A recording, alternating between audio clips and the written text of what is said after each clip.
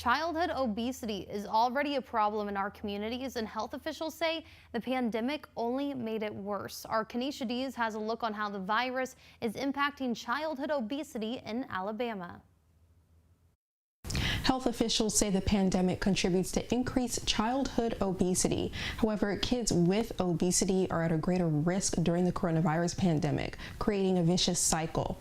Here's what pediatrician Dr. Karen Landers with the Alabama Department of Public Health had to say. We look nationwide to the almost 20% of our youths and recognizing that in Alabama we're at least at that level, if not above. It's really a wake-up call to take measures now. The CDC shows in 2015, 1 in 6 children in high school in Alabama were obese. That problem already existed, and then coupled with the change in children's daily routine and their nutritional status really contributed and has made this problem even more significant.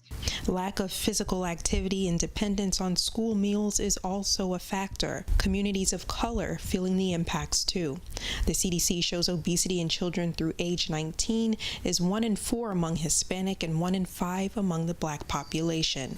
Landers says some of the issues include food insecurity or food deserts. Some people have transportation issues to be able to get to a grocery store. Landers says there are some resources available to make healthy eating more affordable. We have a lot of information on our website, the Alabama Department of Public Health, related to appropriate nutrition and ways to be able to use your food dollar. Putting the Valley first, Kenesha Dees, WZDX News.